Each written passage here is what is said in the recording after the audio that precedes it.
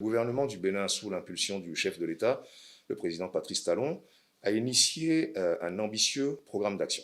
Et ce programme d'action nécessite des financements importants. Et il se trouve que nous avons fait le choix, pour mobiliser les ressources nécessaires, de rechercher des mécanismes de financement innovants et, à l'instar des grands pays occidentaux, d'aller lever des fonds sur les marchés, tout simplement.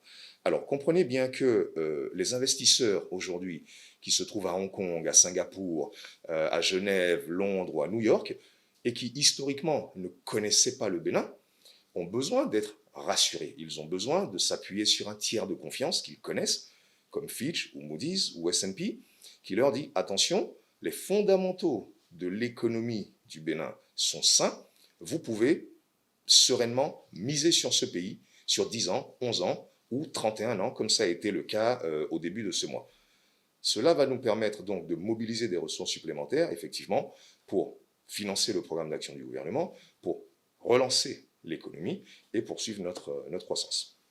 Nous sommes en mesure donc de démontrer la qualité de notre signature et de montrer à quel point le risque de défaut est minime, voire inexistant.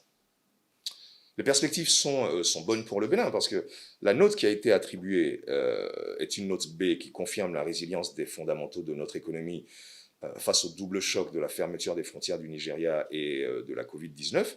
Mais cette note est assortie d'une perspective positive.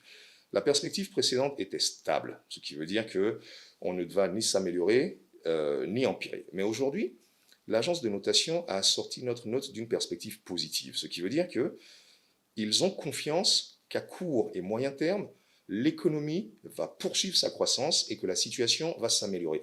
Je souligne que le Bénin est le premier pays à qui l'agence délivre une perspective positive depuis le début de la pandémie de la Covid-19. Nous sommes le seul aujourd'hui pour lequel l'agence considère que les choses vont s'améliorer.